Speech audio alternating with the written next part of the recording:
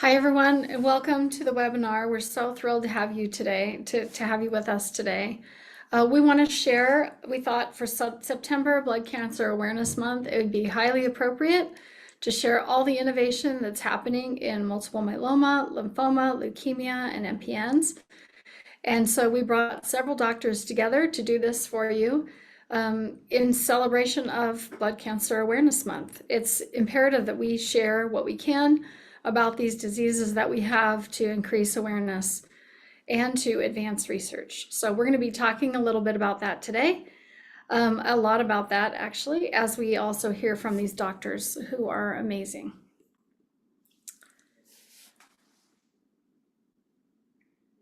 Go ahead and advance, Marcel. Okay, we talked about this already. We'd like to welcome you to the HealthTree community. We began in multiple myeloma. We have expanded to these additional diseases, and many of the support services that we provide are available in these diseases. So we're great. It's so nice to have you, and we have over 700 people registered for this webinar, so it's fantastic. Thank you for joining. Okay, I'd like to start by just introducing HealthTree. We work really in three pillars, and I am Jenny Ahlstrom. I'm the CEO and founder of the HealthTree Foundation. We provide lifetime personalized support and education, meaningful patient-to-patient connections, and a powerful patient data portal.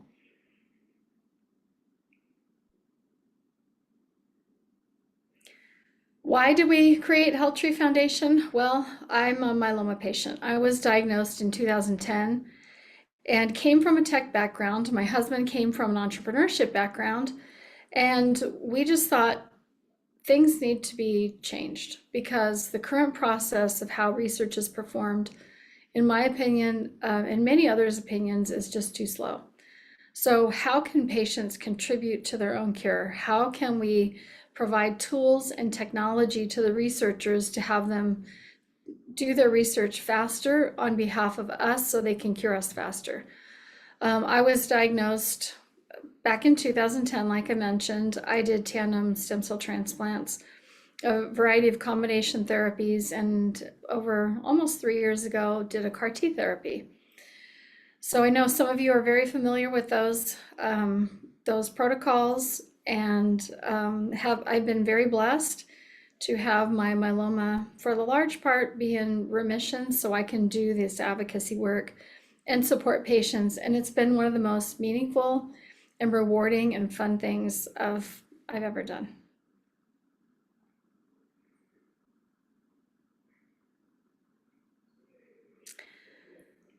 One thing that we'll focus on a little bit later is the fact that we have technology. So it's very unusual to have the level of technology that we have built inside of an advocacy organization, but with over a very large team of software developers, we have provided over 14 different software tools that help empower you as a blood cancer patient to educate yourselves, to get connected with other patients that are like you, to share your experiences with those patients, and then to become active contributors to life-saving research.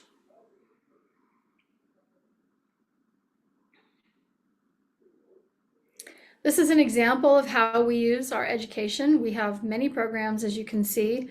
We have news websites, a university program, webinars, a podcast series, a specialist directory, sometimes live roundtables in myeloma, virtual roundtables in other cancers, and then live support with patient navigators.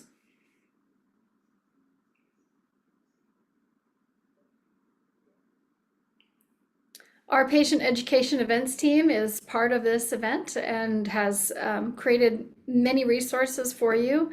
This is Katie Braswell. She is our patient education director.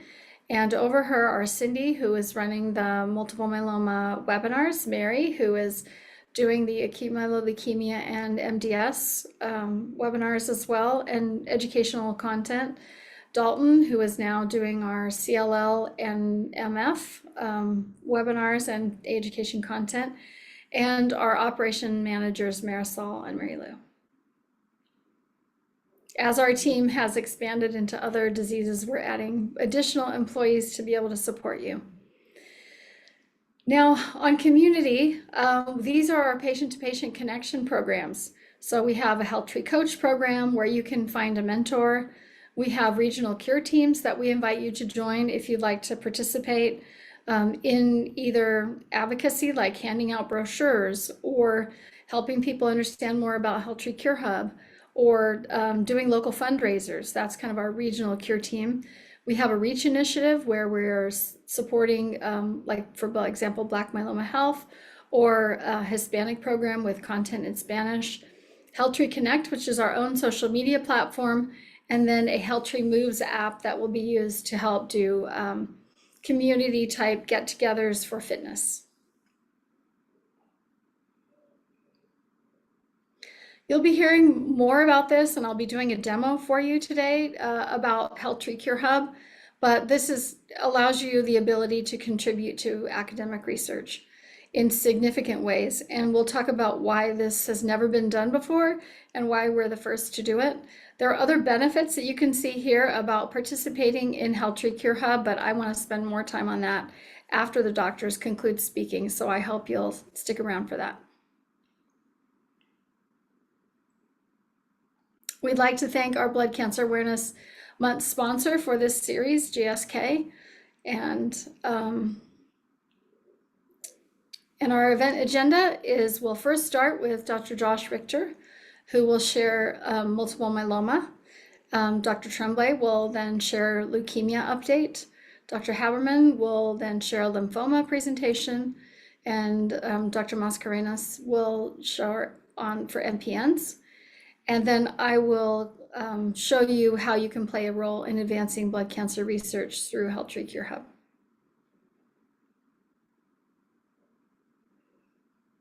And with that, we will get started with our doctor update. I'm excited to introduce our first guest speaker for today, Dr. Joshua Richter, who will speak to us about innovation in multiple myeloma. In interviewing Dr. Richter, I learned he has a knack for explaining complex things in a way that is easy to understand, but also brings with him a wealth of knowledge that he has accumulated in his years of teaching, treating, and researching plasma cell dyscrasias. He has published in journals such as the New England Journal of Medicine, Blood, and the Journal of Clinical Oncology. He's regularly asked to speak on his research, which is focused on novel therapies, including antibody therapy and immunotherapy, for a precision medicine approach. We're so lucky to have him share his time with us as we round out Blood Cancer Awareness Month with this webinar. With that, I'll turn the time over to Dr. Richter. My name is Dr. Joshua Richter. I'm an associate professor of medicine at the Tisch Cancer Institute, Icahn School of Medicine at Mount Sinai, and the director of myeloma at the Blavatnik Family Chelsea Medical Center at Mount Sinai. And I'm really excited to talk about some of the amazing innovations we've had across the last number of years in myeloma and what the future looks like. So in general, I think about the three great epochs of treatment in myeloma. The first one started when we first started treating cancer in general, and the first epoch was classical chemotherapy. And in the old days, we didn't really have a lot of tools in our tool belt, and we didn't have some of the amazing advocacy groups that we have nowadays, like HealthTree, really getting together researchers from around the country and around the world to really help fight and cure myeloma. And back then, all we had were the classical chemo drugs like melphalan or Alkeran, as it was given as pills. And there's an older regimen called VAD. VAD was infusion of vincristine, adriamycin, and dexamethasone. Pretty rough stuff. And then we had a couple other chemotherapy drugs like cyclophosphamide. And then in the 80s, we really started to do high-dose chemotherapy with stem cell transplant. But really, all chemotherapy is giving measured doses of poison. These drugs are not specifically targeted necessarily for cancer. What they do is they kill cells that divide rapidly, because in general, cancer cells divide rapidly without listening to the body's cues for when to kill themselves. And the side effects kind of make sense, because what cells divide the most rapidly in us? Well, the hair on the top of our head and the lining of our GI tract. That's why classical chemotherapy makes us lose our hair and have GI symptoms like nausea and vomiting. Well, that was the first epoch. And then right around the 90s and 2000s, we really started getting in to the age of the second epoch, novel therapies. And even though these drugs are more than 20 years old, we still call them novel. And this really started off with some of the amazing work that was being done in places like the University of Arkansas with Dr. Barlogi, with drugs like thalidomide and analogs of thalidomide. And if you remember thalidomide that was given to pregnant women here in the US and many places in Europe in the 50s and 60s to help with sleep and morning sickness. And one of the reasons the drug was given is that classical sedatives that help actually suppress the respiratory rate. So you have to worry about that when you have a baby in you. But thalidomide, no matter how much you take, it doesn't affect the respiratory rate. So they thought this would be a good drug for those women. Well, it turns out that that drug does many things. And one of the things it does is inhibit vascular endothelial growth factor, or VEGF. And that's basically helps little babies grow new arm buds through the growing of new blood vessels. And unfortunately, some of those children were born with birth defects. Well, even though it kind of sounds weird, the formation of new blood vessels is important for blood cancers, not just for solid tumors, because they can spread inside the bone marrow through these new novel blood pathways. Well, thalidomide does other things. It affects our immune cells and actually doesn't just ramp down the bad stuff, it actually helps to ramp up the good stuff. And we started calling these drugs immune modulators, or IMIDs, because they modulated the immune system. They helped our own body fight the cancer. And then we started getting newer versions of this, like Revlimid or lenalidomide and Pomalyst or pomalidomide. And these drugs are amazing at not just killing the bad stuff, scorched earth like the first epoch with classical chemo, but they suppress some, it targeted some of the cancer cell, but also helped to boost a little bit of our own immune system to fight it. And that was kind of giving us kind of sneak preview about the third epoch. But still in the second one, we had some of our novel agents, and then we got the proteasome inhibitors. And proteasome inhibitors are really amazing drugs because basically they target the garbage disposal system of myeloma cells, and all cells actually. Well, all cells make garbage. Myeloma cells make the most garbage. That's that M spike, that N protein, or the free light chain. That's the garbage. And if you stuff a shirt in the garbage disposal, the cell fills up with the bad protein and explodes. And now we have 3 FDA-approved proteasome inhibitors: Velcade or bortezomib, Kyprolis or carfilzomib, and ixazomib or Ninlaro. And all of these drugs kind of work the same. And then around the year 2015, we got one of the most amazing drugs of the novel age, which was Darzalex or daratumumab. This is a monoclonal antibody. Now, our body makes antibodies all the time to fight viruses, bacteria. Well, what daratumumab is, it's an antibody that's targeted against your myeloma. All cells in the body have markers that stick up on them, and we call them CDs, or clusters of differentiation, because they help us differentiate one cell from another. And for example, myeloma cells have CD38, and they have kappa, and they have CD269, and it turns out CD38 is a great target. And that daratumumab drug targets CD38, so it locks onto the cancer cell, helps to kill it, and actually does help to modulate our immune system as well, and grabs along some other cells and say, hey, here's the bad guy, let's go fight the bad guy. And this drug really changed the way that we fight myeloma. And one of the reasons why the novel agents change things so much is our ability to combine them. We know about myeloma that myeloma is not one disease even within an individual. In fact, we know that the disease is made of subclones. And at the time of diagnosis, most patients have between 4 and 6 subclones. Well, we know that the deeper remission you get correlates to durability. Well, how do we get a deeper remission? Kill more subclones. How do you kill more subclones? Multiple drugs with multiple mechanisms of action. So drug 1 kills clone A, and drug 2 kills clone B. And that third clone, you need the synergy of those 2 drugs to kill it. Well, in the days of classical chemo, that's a big ask. When you start adding 2, 3, and 4 chemotherapy drugs, that can be very, very toxic. But one of the things about the novel agents is we learned we can combine them. We can combine drugs like daratumumab and Velcade and Revlimid and dexamethasone to really now the standard of care for many of our newly diagnosed patients is giving 4 drugs at the same time. 4 drugs allows us to kill more subclones, get a deeper remission, and therefore a more durable remission. And if we think about how much this means, let me take you back to the 1970s and 1980s. In the 1970s and 1980s, the entire journey for a myeloma patient, from diagnosis to death, all comers, doesn't matter if you were old or young, fit or frail, rich or poor, was 2 years, overall survival.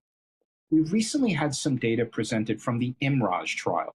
This is giving a 4-drug combination, isatuximab, another CD38 targeting monoclonal antibody, with Velcade, Revlimid, and dexamethasone, to our older transplant ineligible patients. And the median progression-free survival is around 90 months. That means that there are many patients who are going to be diagnosed now with myeloma who are too old or too frail to get a stem cell transplant, but will never relapse in their lifetime from myeloma. And although that's not a cure, that's a really important step towards cure. And it's really getting many of our patients to a functional cure, that if we're able to take your disease and put it in remission and you never relapse, that is a version of a cure. But that's still just the second epoch, because in the last few years, we have reached the third epoch, the most amazing responses that we've ever seen in myeloma with the T-cell redirection age. And this is where we really are saying, well, the best cancer fighter in the world is our own immune system. In fact, everyone on the planet makes cancer cells 24 hours a day. The best way of fighting cancer is our body's mechanisms are set up to say, no, you're cancer, you go commit suicide. Well, we started off with chemotherapy, killed the good and the bad. Then we went on to novel agents, which killed some bad and helped the good. But what if we took all of our efforts to just ramping up the good? And that's what the third epoch is all about. Using therapies like bispecific antibodies and CAR Ts to take our immune system and put it into hyperdrive. The best way to think about it is think about our immune system like the armed forces. You have the Army, the Navy, the Marines, the Air Force. What if we took a bunch of those, first-day recruits out and we sent them for special forces training, equipped them with the best technology, and then sent them out to fight? That's what we're doing.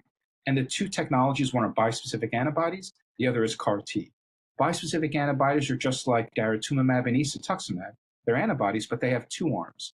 One arm grabs onto the cancer cell, the other grabs onto our own immune cell and activates it to attack the cancer. I think about this the way there's this old movie called Mad Max.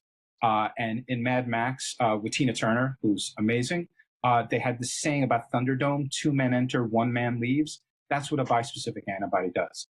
The cancer cell and the immune cell enter Thunderdome, and only the immune cell leaves.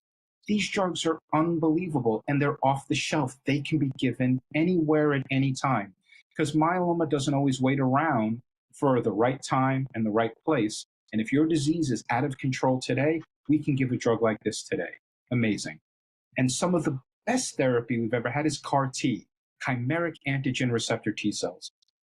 These drugs go by the principle of, well, right now your immune system, your T cells are fighting myeloma, but they're not enough, and they're not fighting hard enough. So what if we collect them the same way many patients get their stem cells collected?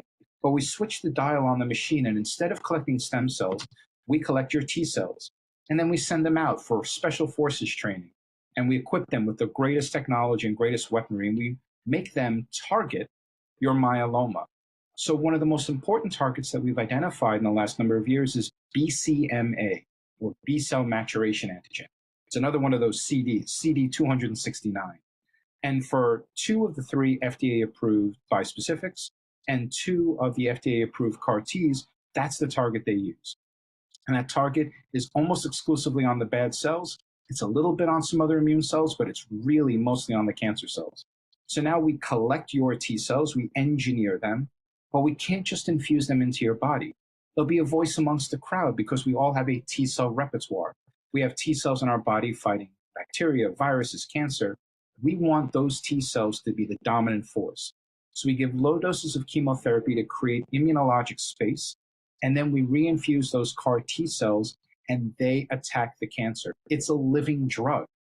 And the best part about it is that the kind of mantra for the last decade and a half of myeloma has been treat to progression or intolerability, which means people are on constant treatment for years. That's a huge toll. And one of the amazing things about CAR Ts is that we call it a one and done. You get the CAR T and then you don't get constant therapy.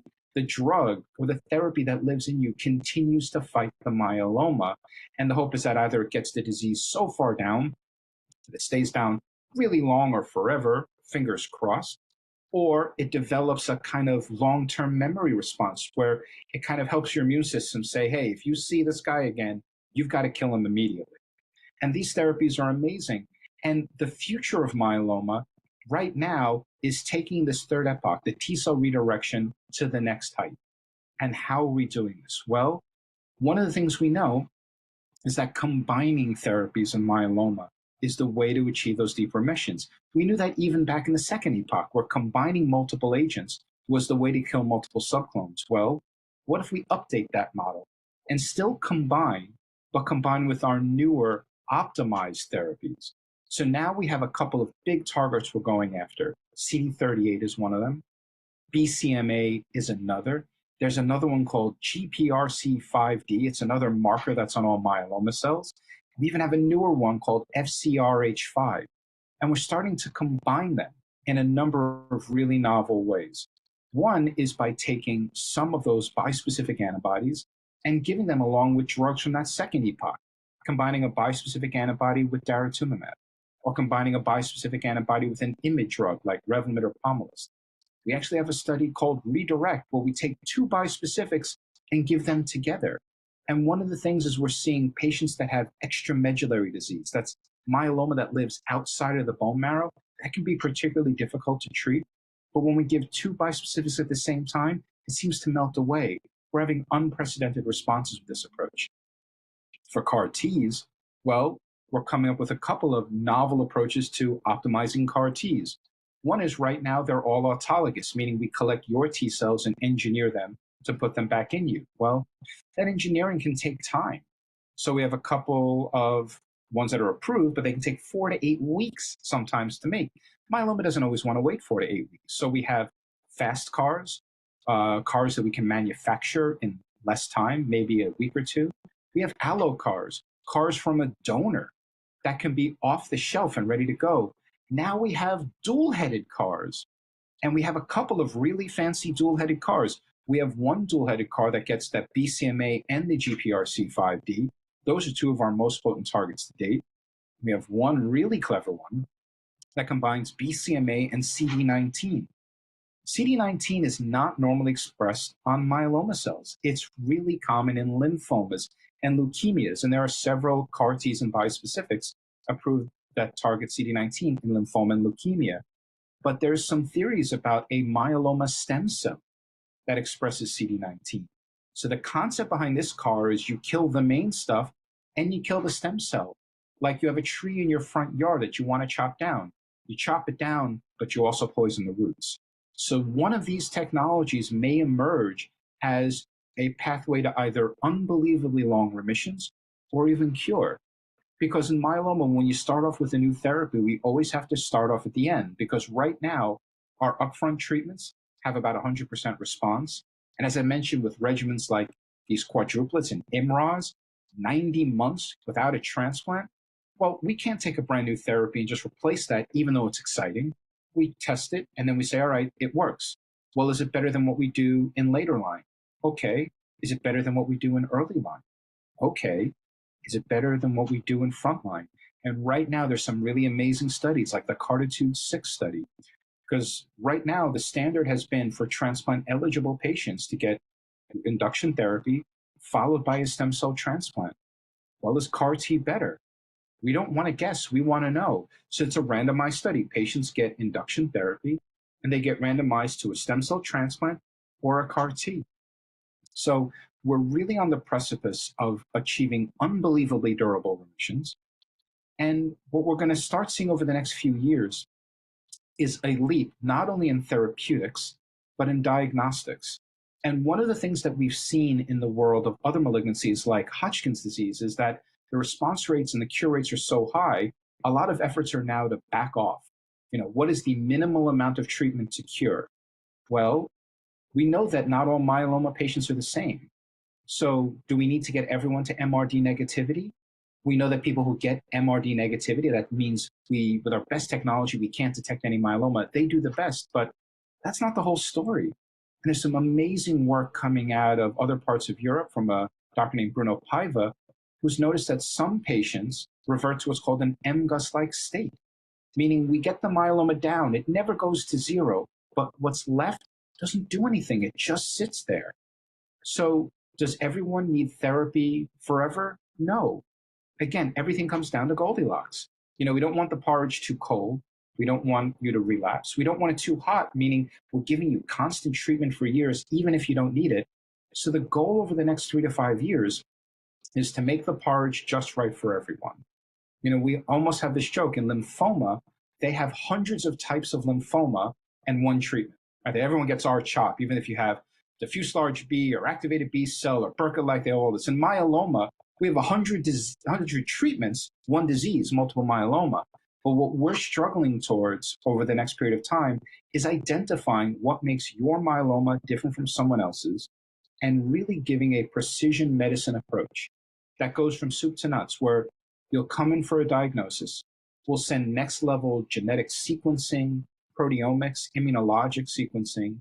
And instead of just giving a regimen because it has high response rates, we will begin to custom tailor this for you for either unbelievably long remission or cure. And when I started doing this, I would sit down with patients and say, unfortunately, this disease is incurable. And what I say now is we are currently curing a few patients by accident. We don't know at the get-go that we are going to cure them, but we end up doing that. And over the next period of time, we're going to start to do this more and more commonly, more and more intentionally. And the goal is we don't stop until we have 100% cure for 100% of patients, 100% of the time. So I think the future is incredibly bright. And thanks to amazing advocacy groups that are there and all working together on the same side between advocacy groups like HealthTree, patients, caregivers, industry, academics, community, we're all going to get the same goal. And with that, I thank you very much for listening. Thank you so much, Dr. Richter. We have come a long way since the introduction of thalidomide in myeloma treatment, and with new targets, new combinations, and new therapies being developed, it sounds like there's a lot of exciting work being done to get us closer to a cure. Next, I'd like to introduce our Innovation in Leukemia speaker, Dr. Douglas Tremblay from the Tisch Cancer Institute at Mount Sinai in New York. Dr. Tremblay is a warm and welcoming physician who is known by his patients as someone who will truly take the time to listen to their concerns and help them come up with solutions. He easily explains complex ideas in ways that are simple to understand. With over 100 publications, Dr. Tremblay is well known and passionate about advancing leukemia research and doing it in ways that puts the patient and their quality of life first. We're so excited to have him talk to us today about the exciting things going on in leukemia research. With that, I'll turn the time over to him. So my name is Douglas Tremblay from Mount Sinai, which is in New York City. And I'm going to be speaking about new innovations in the field of leukemia. So this is a really exciting time of leukemia, but in leukemia treatment development, but it's also important to reflect on where we've been, which is that the standard of care of leukemia hasn't really changed a lot for many patients. And despite the introduction of many new and excited targeted therapies, as well as the addition of another drug to non-intensively treated patients, there's still a lot that needs to be done to improve the really bad outcomes that are experienced by many patients with leukemia. And so I'm really excited to speak today on a few different areas of research that I think are very innovative and really have the potential to change the game for patients who suffer from AML in particular. So the first one I'm going to speak about is a whole new class of drugs called menin inhibitors. And it's really important to identify and really say from the outset that finding a new pathway and exploring that pathway is really exciting because it opens up not only the treatment for one drug, but often many different drugs that can really serve and help patients get into remission, live longer, go to transplant, and ultimately improve their lives. So it's important to say that AML, while it's defined as one disease is actually many different diseases. And some of those diseases have certain vulnerabilities with them where it makes it possible for us to give medications to really target those vulnerabilities. One of those vulnerabilities is a certain type of fusion called KMT2A. And this is a type of leukemia that is associated with prior chemotherapy treatment, is an aggressive type of leukemia, and has a very specific way that this sort of leukemia causes, or this sort of translocation causes leukemia. And that goes through a bunch of different expression pathways in the cell, like HOXA and MEIS1, that really drive this leukemia forward. And this sort of interaction between KMT2A and this molecule menin is really necessary for this sort of leukemia to develop. And so there's been a really great development of these new drugs called menin inhibitors, which really disrupt that binding of those two interactions and break up the kind of pathways that lead to AML to develop in those patients. And although KMT2A rearrangements are pretty rare in AML, about 10%, there's more commonly mutated types of AML like NPM1, which also have this sort of pathway that can be exploited and targeted with menin inhibitors as well. And we're learning that there's even other mutations that this type of interaction may be exploited as well. So there's now 2 menin inhibitors which are in later stage development. And these have been shown to have a response rate of around 50%, which, although it doesn't sound that high, is pretty monumental in patients who have relapsed refractory AML, and does allow many of those patients to move on to things that are more curative, like allogeneic stem cell transplant. There's also, in addition to these 2 menin inhibitors, revumenib and ziftomenib, there's 4 additional menin inhibitors that are earlier in development but have even more unique possibilities to try to target this pathway and really help people who have KMT2 rearranged or NPM1 mutated AML as well as other related mutations that cause MEIS1 expression or HOXA expression as well. But also really exciting is that this menin inhibitors is being combined with other drugs too in both the relapse setting as well as newly diagnosed patients, which can really, I think, enhance the ability of these drugs to work. And by putting all of these different tools together, it's possible to induce much higher response rates and eventually really take a crack at this really challenging disease to treat. So menin inhibitors is a new class of drugs which will hopefully be available soon, and look for this pathway to start being exploited more and more, and this vulnerability will be exploited more and more with new drugs that can really, really target this effectively. The next innovation I'll speak about is one that has been unfortunately pretty disappointing in the past, which is immunotherapy and CAR T cells. In other types of leukemia like ALL, as well as in other B-cell lymphomas, and there's CAR T cells have really redefined survival expectations in these diseases. But AML presents a lot of unique challenges for CAR T cell development, and specifically that it's really hard to find some characteristic of AML cells that makes it different than normal healthy bone marrow cells. So if you don't have something to differentiate these two, it makes it really challenging to give a drug that's not going to just be extremely toxic to the bone marrow. But there's new targets that are being explored that can really try to overcome this lack of specificity. And some of those new targets are looking quite promising and are further being developed.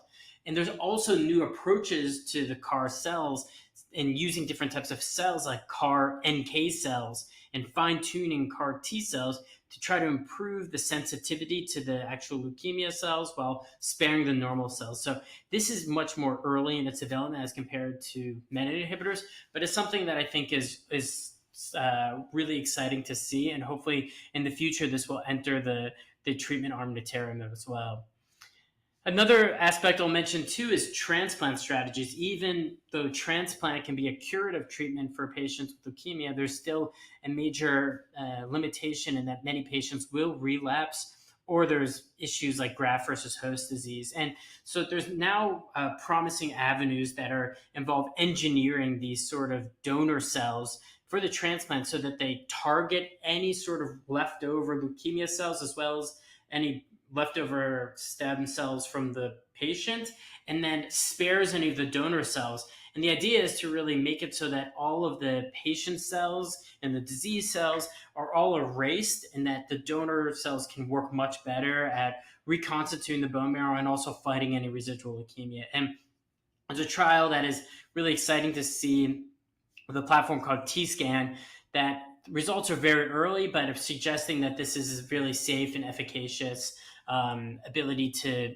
detect or eliminate any detectable residual leukemia cells, which should reduce the risk of relapse happening. So transplant is still going to be a part of our life for a long time in AML, I suspect, and it's important that the way that transplant occurs is being continually innovated on to try to make it more effective.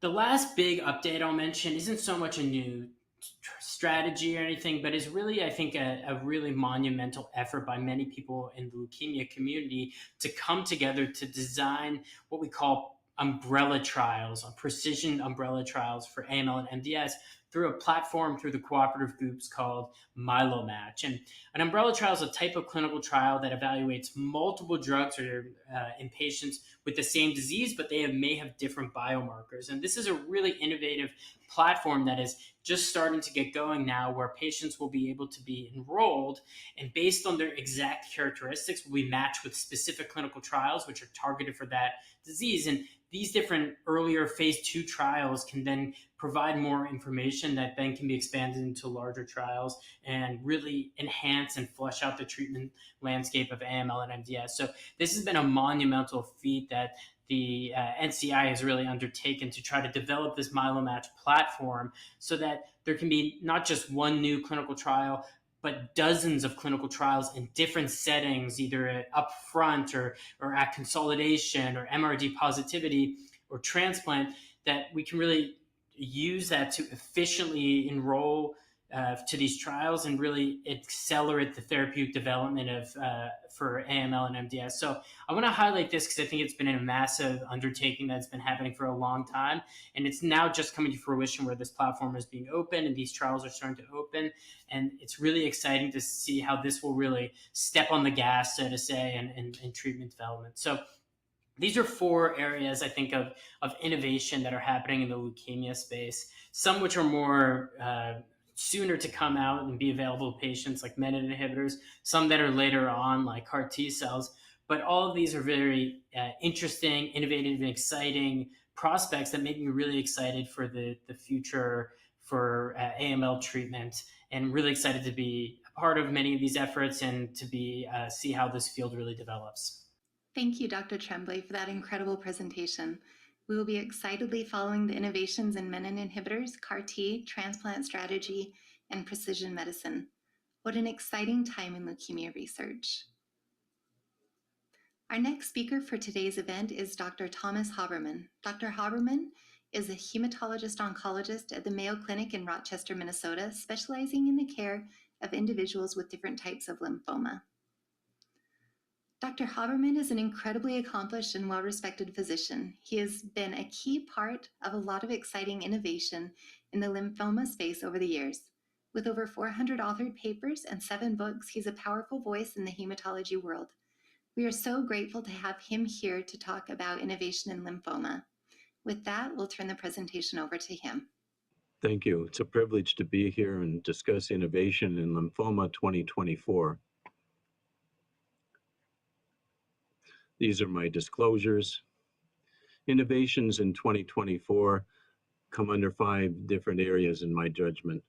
The classification, what type of lymphoma, the biology, type, trying to find the genes and the immune cells associated with lymphoma, the treatment changing paradigms, toxicity, trying to improve in managing side effects, and the epidemiology, to study the distributions, causes, and control of disease in the population. Please listen and follow the big picture in this presentation. Follow the red colored words. Don't get hung up and lost in the acronyms, that is, the abbreviations formed from the initial letters of other words and pronounced as a word. And what's confusing to all of us are drug names and gene names. Lymphoma is complicated. There are so many subtypes. The change in pace of research is rapid. Lymphomas that are not curable are now becoming chronic illnesses. The biology is complex, the collaborations must be integrated at all levels, and the funding is multifaceted. How did these innovations happen? Patient participation has been really very, very critical. Clinical trials, consent to provide tissue for clinical research, follow-up surveys. There must be correlation with biology and clinical information, and a very large number of patients with clinical and specimen data are absolutely essential. Number one, classifications. There are now two classifications in 2022, the ICC classification and the WHO or World Health Organization classification. In the WHO 2022 classification, I count at least 118 different types of lymphomas. This was a study we did of almost 600,000 patients in the National Cancer Database in the United States, and the prevalence of the different lymphomas was as follows. Diffuse large B-cell lymphoma and its subtypes represented a third, and follicular lymphoma represented 17%, and so we'll discuss these issues. What about the biology? This was a study we were involved in the molecular subtypes of diffuse large B-cell lymphoma. 304 newly diagnosed patients were evaluated with genomic studies. There were 158 genetic driver alterations. There were 6 genetically distinct subtypes identified. And this is what the map looked like. Where have we gone from there? To advance our understanding, we developed a concept of event-free survival at 24 months, or EFS 24, and we've continued in the journey of multi-omic sequencing, including whole exome sequencing, that is sequencing of all the protein coding regions in a genome, and RNA-seq, which is transcriptomic approach where the total complement of RNAs is isolated.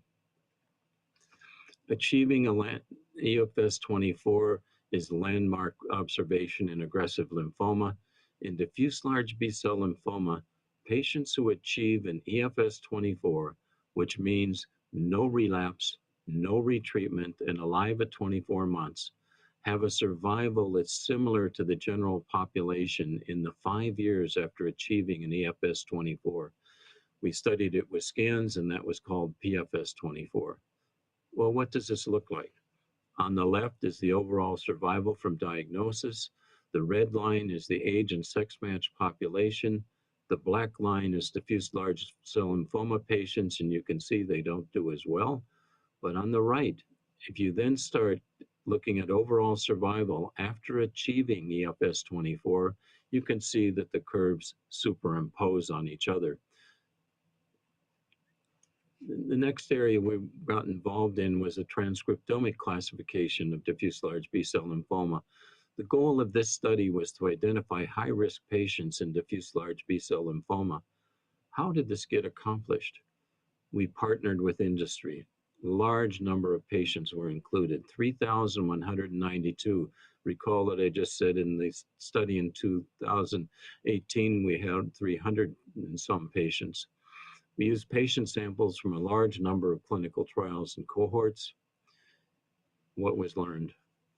A new cluster was demonstrated. Now we would suggest there are 7 clusters, and drugs such as lenalidomide, a drug that's been around, can overcome low tumor infiltration by a new subgroup by inducing T-cell trafficking into tumor cells and to upgrade MHC1 and MHC2 on tumor cells, so outside of the inside of the cell.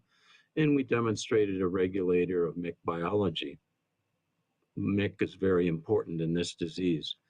You can see in the curves on the bottom in the red line the inferior outcomes of these patients. We then went on and to study things further, because these genetic and molecular classifications that I just presented were not designed to define early events. So this study incorporated multi-omics, whole exome sequencing, and RNA-seq, and clinical data from 444 newly diagnosed large B-cell lymphoma patients. The inclusion of ARID1A mutations resulted in the identification of 45% of cases with an early clinical failure, and we validated it.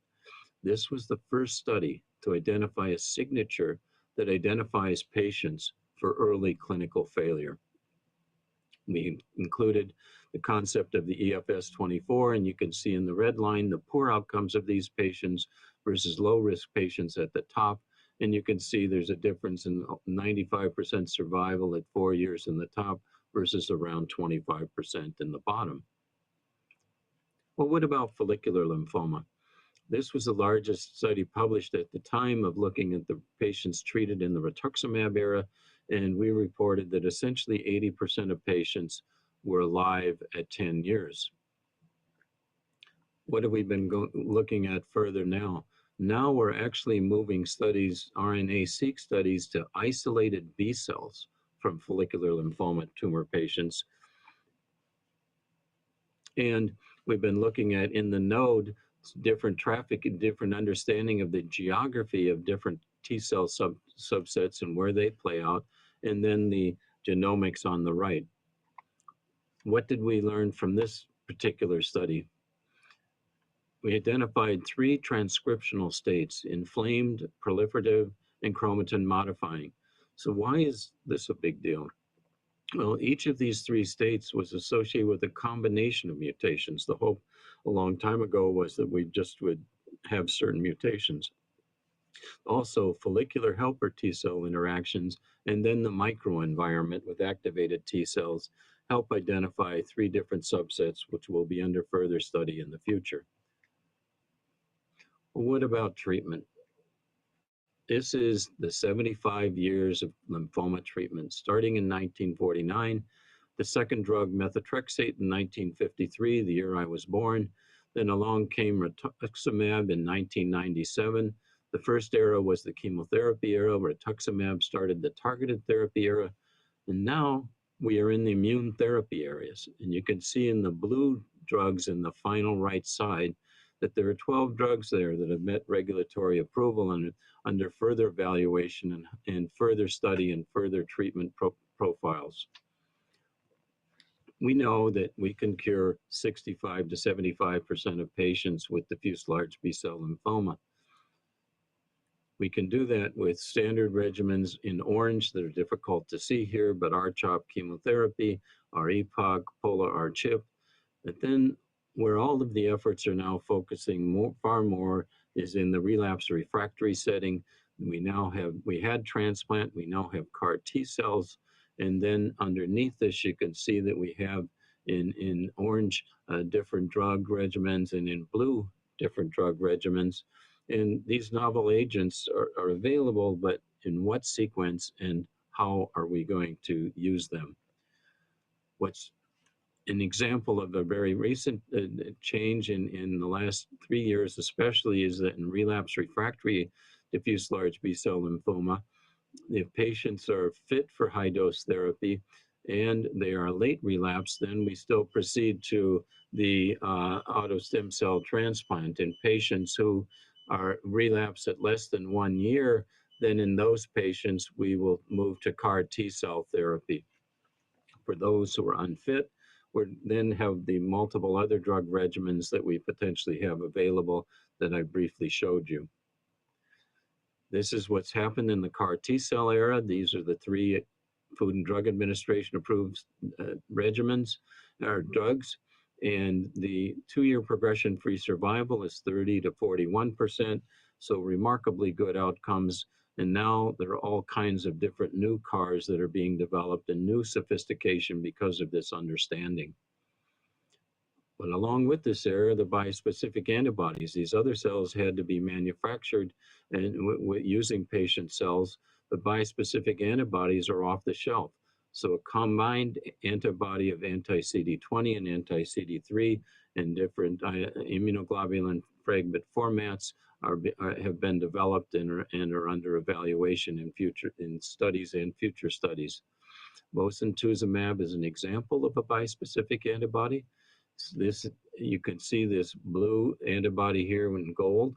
This attaches not only to the T cell, but attaches to the tumor cell And there is an immune synapse formation and cell death, and the complete remission rate in initial trials are in the 19% range.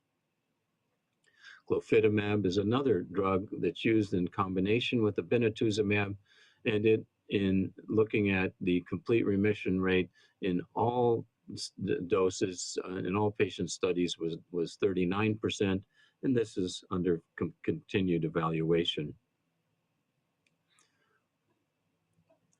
A second to the last area that's exciting is patient monitoring and toxicity.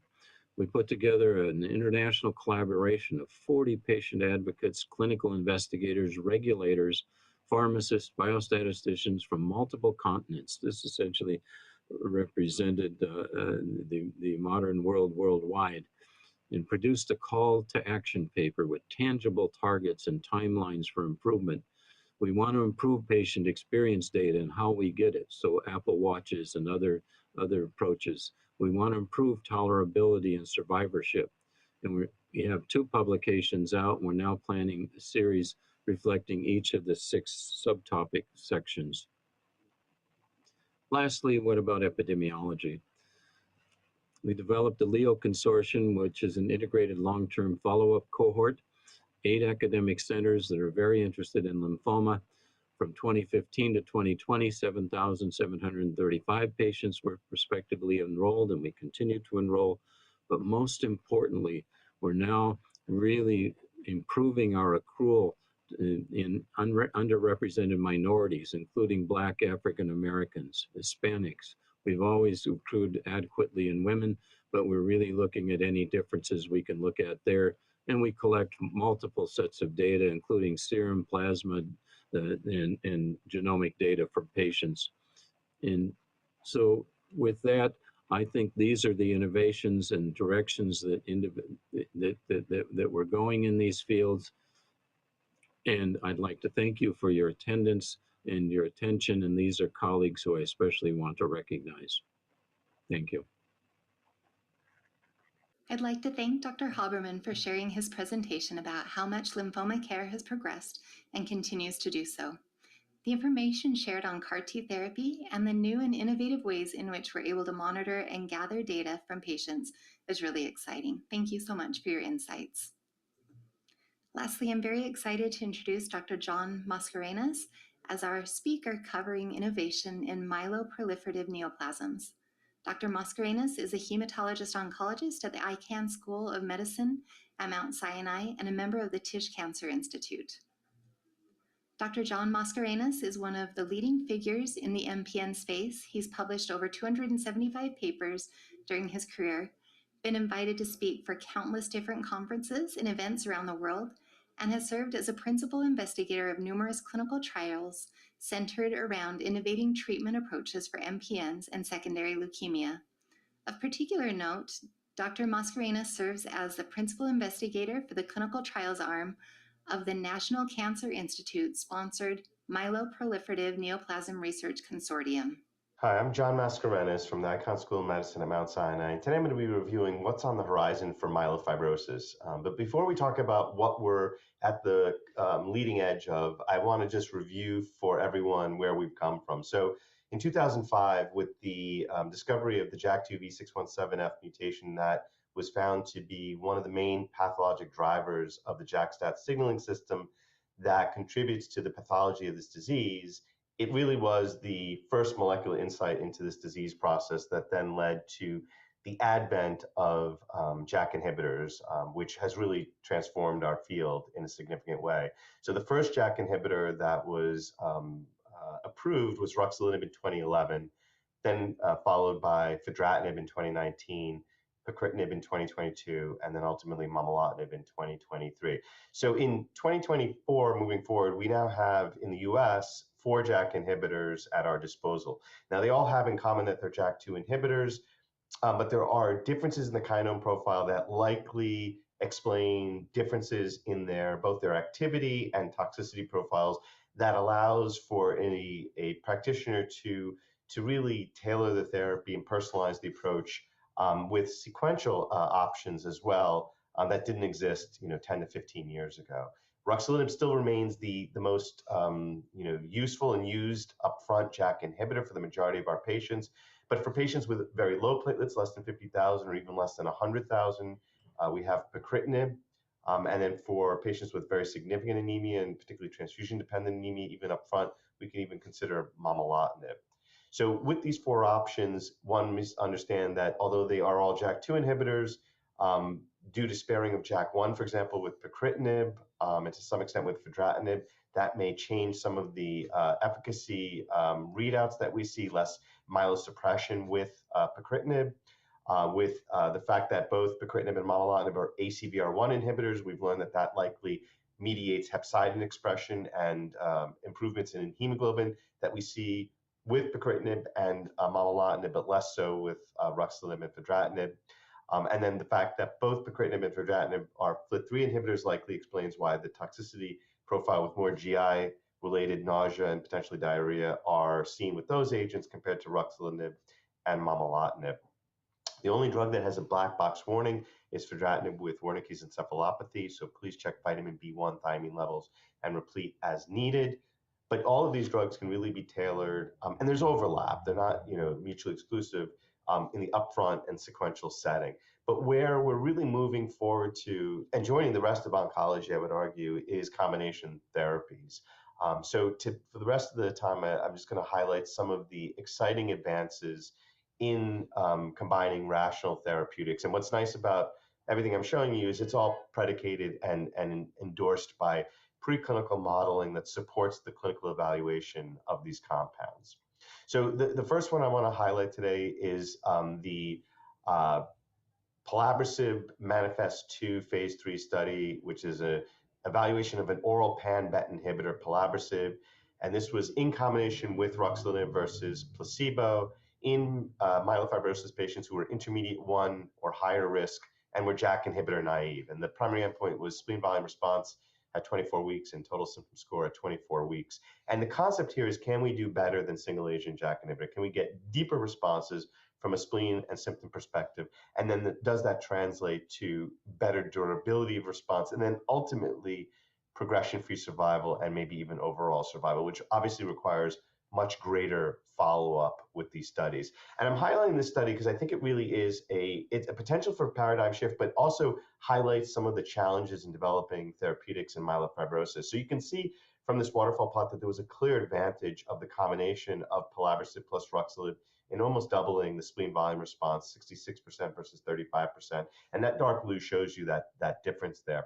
What was not statistically significant was the symptom improvement, which I'm showing you here. So although the p-value is very close, 0.0545, and the delta between the two was a mean difference of 2 points on the scale, it was not, as proposed in the trial, was not statistically significant to be a winning endpoint. So it necessitates the longer term follow-up of these patients to see what happens at latter time points, 48 weeks and on, and do patients stay on these drugs because their responses are durable and more meaningful. It also really highlights the challenge of improving upon symptoms beyond what ruxolitinib does alone. Ruxolitinib as a JAK-STAT inhibitor is very potent in downregulating inflammatory cytokine signaling, and this, we think, underlies the significant symptom improvement we see in patients. And that's probably one of the main reasons why patients live longer too.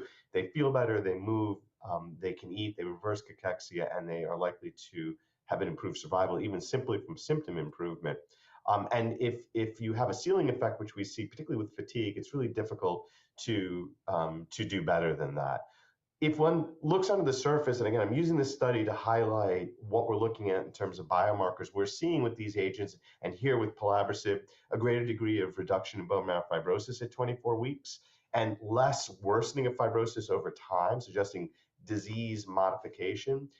Pelabresib hits NF-kappa B, which is a main regulator of a lot of the inflammatory cytokines, has been shown to be upregulated in myelofibrosis.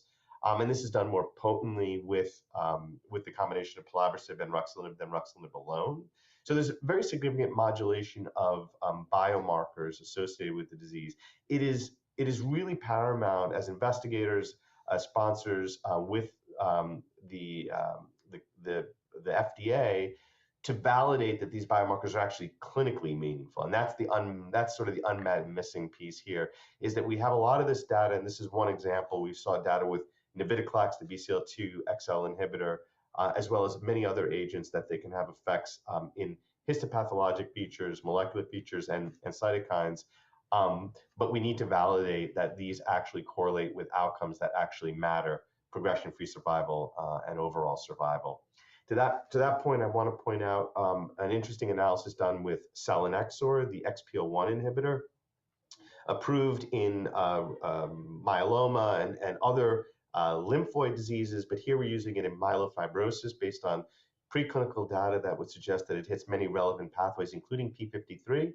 And this drug is given in this early phase study once a week at either 40 or 60 milligrams daily. And we saw very significant spleen and symptom responses. But what I'm showing you here is the correlation between reduction in certain cytokines that are known to be pathogenic and drive the disease, like TNF alpha, IL-18, IL-7, and the correlation with a clinical measurable change in spleen volume. So correlating reduction in cytokines by on-target activity with a clinical outcome measure like spleen volume. So this has been an emphasis in many of the trials. Now this drug will move forward in a phase 3 study in the JAK inhibitor naive population of selinexor at 60 milligrams once weekly, plus ruxolitinib versus ruxolitinib plus placebo in patients who are JAK inhibitor naive. On the same theme, I want to show you data from the navtemadlin studies. Navtemadlin is a very potent first-in-class MDM2 oral inhibitor that upregulates p53 pathway in wild-type p53 patients. And here we're showing in an add-on strategy to ruxolitinib patients who have a suboptimal response, not just the improvement in spleen and symptom, but here I'm specifically showing you another example of biomarker modification, significant reduction of circulating CD34 cells, as you can see, that deepens with time and then correlates on the right with, again, an outcome measure that we can measure by imaging, spleen volume response. So the attempt to correlate these changes in biomarkers with clinical outcome measures that don't take necessarily many months or years to read out. And I think this is really critical that we demonstrate this. I show this slide to show you where where we're moving as a field beyond the upfront setting. This is an important study called the POESIS study, which is taking JAK inhibitor naive patients, providing ruxolitinib for a certain period of time, and then assessing whether they are responders, suboptimal responders, or non-responders. So this is a study where it's just taking the suboptimal responders, those patients that still have unmet need from a spleen and symptom perspective, and then randomizing them to the addition of navtemadlin versus placebo. I love this study design. I think this is a very clean, very strong effort to demonstrate the added benefit of an agent like navtemadlin to a group of patients who haven't gained sufficient response by criteria that are used for regulatory purposes to compensate. So this is a study now that's opening globally and enrolling, and will be an important study to keep one's eye on. On the same theme again of disease modification and biomarkers, this is data from the Metelstat phase 2 randomized study, 2 different dose levels in patients who are relapsed refractory after JAK inhibitor therapy. This is a patient population we know unfortunately has a poor outcome, that we're interested in improving survival. And here we saw from this study that at 9.4 milligrams per kilogram, the higher dose, we had a survival that was close to 30 months versus almost 20 months in the 4.7 milligram per kilogram, which looks better than the 12 to 14 months historically in 5 different studies. So for the first time, we're seeing an intervention with a drug, an intravenous drug, not oral, given every 3 to 4 weeks, that does seem to improve survival in patients. Here we're showing you on the left a correlation between VAF reduction of driver mutation and survival in red of at least just 20%, so not even 4.5 log reductions, but even a 20% reduction in VAF and improvement in survival. And then on the right, bone marrow fibrosis reduction and survival. So correlating biomarkers with here survival rather than spleen volume response. And this is a study now that has informed the phase 3 study, which I'm showing you here, the IMPACT-MF study, taking patients who are refractory relapsed after JAK inhibitor randomized into imetelstat every 3 weeks versus best available therapy excluding a JAK inhibitor with a primary endpoint of overall survival. The only study that I'm aware of in MF in which an ambitious endpoint like survival, which is obviously important, is being utilized. So the field is truly moving. You can see it's moving in different ways, and it's moving from combination therapies up front to salvage therapies to treatments that might improve overall survival. And there's a number of other drugs I haven't mentioned, like TP3654, the PIM1 kinase inhibitor that looks promising, that are all now moving into later stages of clinical study. So I definitely would emphasize and reiterate that it is essential that our patients with myelofibrosis are preferably treated on studies so that we can better understand how to move these drugs forward and integrate them to improve our standard of care. Thanks very much. Thank you, Dr. Mascarenhas, for sharing this presentation with us. It's incredible to see how far treatment for myelofibrosis has come in the last 20 years, and it sounds like using them in combination with other therapies is an exciting new approach.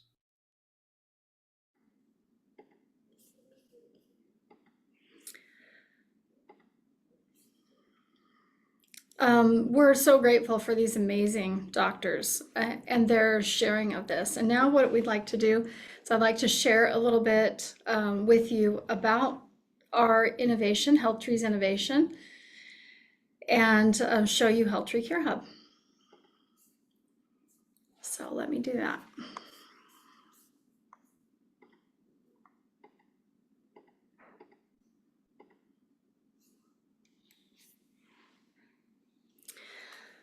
As we learned from these doctors, your participation and our participation as patients in clinical research, joining clinical trials, is really essential. But not all patients can join clinical trials. So in some childhood cancers, clinical trial participation is in the 80% range because parents are usually picking their children up and going to a child-based cancer center. And for adult cancers, that's a little bit trickier when you have families and homes and things like that. So there are only about 5% of adult patients who participate in the clinical trial research. And as you heard from these doctors, this is how they bring new drugs to market or to us in the clinic. And they help us find new and better treatment options that are going to give us better outcomes. Something else that can help is something that is called real-world data. And this is a whole new category of research that has not been done significantly in the past just because it was so challenging to do. So this is providing data for research. And as we have more options, and especially as we see hundreds of options or 20 different types of drugs, the need to aggregate data quickly is going to be better than running a series of 10 clinical trials to compare different drugs together and things like that. So what does innovation mean to us? Innovation means, number one, improving patient outcomes. So our patients living longer and using these treatments in better ways. Innovation to us means personalizing care. So as you heard, several of these doctors talk about specific personalized care, either from genetics, or that could be based on age, or that could be based on just different subgroups. The goal is to personalize care in these subset groups.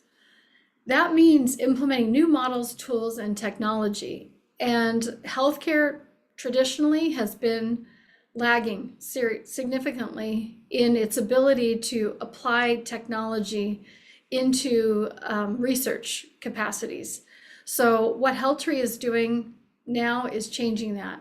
We want to speed the pace of research. To me, I'm a patient. I feel like I don't have time to wait. The clock is ticking, and there's a sense of great urgency around what we are doing for the patients and for the doctors, because we won't all last, a very long time and decades with some of these diseases. So how can we as patients help them cure us faster? And that is where our focus is. So today's challenges, doctors have really limited access to data today. A doctor at a center like you heard, Mayo Clinic or Mount Sinai, has access to their patient data. If their patient is, for example, getting labs run at Mount Sinai and is getting other labs run down the street, the Mount Sinai doctor does not have an updated view of all that patient data. So that's the challenge. Facilities can't really share their data because of HIPAA protections, and research today is very, very slow. We're digging into the need. We've dug into the needs of patients for the last 12 years and have tried to satisfy patient needs for education and community building and connection and all of that. And now we're working to solve patient problems of cures by helping the research community get what they need and in the ways they need it. And today, if someone wants to do a research project, they will manually extract data out of their electronic health record system from their patients. They'll manually enter it into a database. Then they'll transfer it to like a CSV or Excel file and try to run statistics on it. We want to shorten up that process considerably and give them access to not only their patients' data, but anonymous data from more patients. So patients, we can turn that model upside down. So I'd like to share a few concepts about this HealthTree Cure Hub 360-degree registry idea. So patients, we can share our information with researchers. We can provide more complete data than they have access to today. We can connect all of the records from all of the places we are going to see. So I've been a patient at 4 different centers. I can aggregate all my information into a single patient profile, and then I can open that back up to my doctors for research. The completeness of the data also includes our side effects. Sometimes when we go into the clinic, we'll report maybe the top 2 side effects that we're having and the severity, but sometimes it's not recorded properly in our chart. And it's definitely not all of the side effects are because, we have 15 minutes on our appointments. So that you just don't want to burn up your entire, visit time talking about all of your side effects when you're also talking about, okay, what's my next step? So we have the ability to aggregate that data too. Now, researchers can be provided access to anonymous patient data. And this data is secure and only used for research purposes. So a lot of times people will ask us, who are you? Why are you doing this? And what are you going to do with my data? I would say those are the most 3 commonly asked questions about HealthTree Cure Hub. And we are patients just like you. We are trying to make this research process significantly faster and provide better tech tools for patients and researchers. And we are trying to achieve cures. That's our goal. And this includes a network of over 2,900 hospitals. So with HealthTree Cure Hub 360-degree registry, you don't just participate in your care, you are really changing the face of cancer research. Here's an example of what we've been able to do so far in the multiple myeloma space. We've done over 76 studies involving over 65,000 participants and have involved over 78 investigators. Our recruitment time, because we have connections to patients through multiple ways, through our education programs or our community building programs, we invite you to participate. Many of you have been incredibly gracious to do that. You are helping these researchers move data forward faster. And we're able to ask questions that they would never have asked before because it was just too laborious or too expensive. To give you an example, I asked one of the doctors that we did a survey for how long this 10-question survey would have taken. And we had 1,500 of you respond to this survey. And he said, well, I would have not had 1,500 responses from my center. So I would have had to do a cross-sharing data agreement with another center. That would have probably taken me 6 to 9 months to obtain that. I would have had to hire a research coordinator. And he said overall, it would have saved him 1.5 years and $150,000. And we did that research survey for him in 4 weeks, and we gave him the data for free. And it was all just aggregated, anonymized data, and he was able to go and continue on his path for research. So that's what we're trying to accomplish with this product. Now, what's the power of disruptive innovation? We are breaking through with slow traditional models. It's shocking that in 2024, the doctors are using, and the researcher community are using these very slow, very manually oriented methods. We want to aggregate complete data and open it up for them. We have new tech tools. So like I mentioned at the beginning of the program, we have built 14 different software tools to enable all of our advocacy work and this data portal. And our disruptive innovation makes sure that patients are the driving force behind research and treatment innovation, and that we're not just passive recipients. I know that when I got diagnosed, the average age of myeloma diagnosis is about 72. I was 43, and I felt like I don't want to just last another 10 years. I need another 20 or 30 years because I'm just not satisfied. So I've dedicated really the rest of my life to doing this and to making this go faster, this research process go faster. So by participating in HealthTree Cure Hub 360-degree registry, you're advancing research not just for yourself, but for every patient that comes after you. So with that, I think I will show you a demo of how this actually works. So this is HealthTree Cure Hub. And in HealthTree Cure Hub, you can connect your medical records to one or multiple facilities. And this is my patient profile. You can see that I have, I'm seen at multiple cancer centers. If I want to create a new connection, I just type in, let's say I'll recreate my Huntsman connection here. This is where I go for most of my chart or most of my appointments. It'll bring me to my MyChart login, and depending on the type of system you use, so we have integrations with MyChart, with Epic, with Cerner, with the VA systems, and we're working on our Meditech integration, which is about 95% of all hospitals.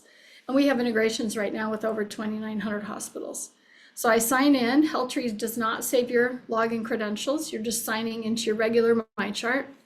We say what we will and won't do with your data. You can select or unselect these things that you want to share, and you can say for how long you want to share them. And we request that you do the longest period of time. And then it will go and pull information from the starting point when you were at that facility. So this will pull 14 years worth of my data into a single system. Then we have a team on the back end that can go in and validate things, because sometimes things like your FISH test or your genetics test isn't coming across as structured data, it's coming across in a PDF, and we want to add that to your profile. So then I can add another facility and I can close it down. But let me just show you what type of information that's pulling. So it's pulling over from my chart, my diagnosis. It's pulling over from my chart, my labs. And this is 14 years worth of my labs. You can see how I'm tracking all my labs. We specify when we do this, we started this in multiple myeloma, and when we have created this for other diseases like CLL, MDS, AML, and myelofibrosis so far, we are mapping the disease-specific labs that you need to track in this system. So you can see it like this, or you can see it in chart mode. And this is a nice way for people who like keeping spreadsheets of their labs. And you can see it's tracking all my key myeloma markers. And it's taking a minute to load, but you get the idea. It's also tracking my genetics. So when our medical team reviews a chart, they will pull things out of the profile to be able to put them in there. So we know what type of genetics that they're working with. I know in AML, myeloma, this is very important. AML is extremely important. So you can kind of see it will show percentages. We'll take the notes and include that there. Also your prior treatments. And you can see it's organizing it by my line of therapy. That's what they call it. So my first treatment was, I had this tendon stem cell transplants, and you can see like the dates of when I had all that. And then my most recent was a CAR T therapy. So you can see how I received that and the things that were part of that. And then it goes on to do my imaging, my care team, and a disease summary that you could print out and take to another location if you wanted to. Now I'm going to jump to this accelerate research because this is a way that you can help accelerate cures. In here, we partner with myeloma investigators, and I'll use this as a good example. Bispecific antibodies, you heard this from multiple of the doctors that just presented across all blood cancers. The bispecific antibodies are this very new and interesting area of research. So we have 3 approved bispecific antibodies in multiple myeloma, and everyone wants to know, like, what's the best sequence? Should we do CAR T before or after? What about the side effects? Who are getting side effects? Who are not getting side effects? Who are responding and who are not responding to these diseases? What did they have before? What are they doing later? So we have partnered with, you can see an extensive number of investigators and the International Myeloma Society as an organization. And we're asking you, if you have had a bispecific antibody, please join this study. We'll be recruiting for 3 years. We'll be pulling the data, and it's a way to have hundreds of patients join this. This is research that would not be done inside of a clinical trial because the clinical trials are really designed to be able to get the drug approved. And then once it's approved, there's not a lot of research that happens about, well, what else happened, after it became. And for the people inside the clinical trial, is it the same as people who were not able to join the clinical trial? Did they have more or worse side effects? Did they live as long as the clinical trial data? So this is almost like a phase 4 study for this. We have several studies in here that are cross cancer. So a physical activity study with a Memorial Sloan Kettering Cancer Institute or Cancer Center investigator. And you can see that we have other cross-cancer surveys as well. A UT Southwestern doctor wants to understand sexual health of blood cancer patients. We have anything from understanding the stem cell collection process to your stem cell transplant experience, use of supplements. We will be launching a CAR T study shortly to do the same thing as in bispecific antibodies. And that is how so an investigator will come to us, have an idea for a survey or a study, and then we implement it, we put it in here, we invite patients to join, and then we turn the data around and give it to them so they can further the research. We also have other features in HealthTree Cure Hub where you can see treatment options. We're working on an AI-based clinical trial product right now. So because we have information about labs or your creatinine level or your number of lines of therapy that you've already had, our goal is to develop a personalized clinical trial finder so you can see clinical trials that you personally are eligible to join. And then we have a side effect solution finder. So if you struggle with a side effect, let's say, for example, neuropathy is pretty common in myeloma, you would be able to report and see what other people are experiencing and what they're doing to solve these problems. And this is available for all of the diseases that we are working with. So you can see that we just want data behind this. And it's better than just a shout out on Facebook and then hoping you get some good information. The other thing that patients can do in this, and this is what I wanted when I was diagnosed, they can find their twin. It's going to take a minute for me to load, but the concept is, and what I wanted to see when I was diagnosed is show me all younger patients, show me patients that have the same genetic features that I do, show me what they got for therapy, and then show me how they responded, because wouldn't that be nice to be able to see several years ahead to the best potential outcome? And that data was just not available to me. So I can find patients that are very similar matches to me, and it's all de-identified, so you can't see who that person is. You can see that it was pulling based on some genetic features. I could add some criteria. I can see what this person did for therapy, and then I can send them a message. So with that, let's go back to the end of our presentation.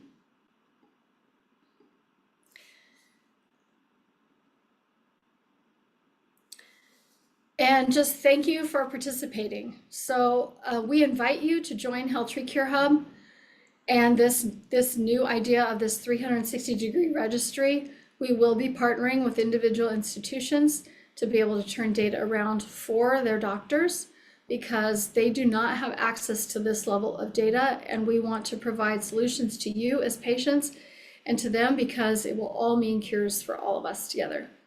So these are our upcoming blood cancer events. We thank you so much for participating. Again, a special shout out to GSK for supporting us during Blood Cancer Awareness Month. And with that, we just want to thank you for joining and participating.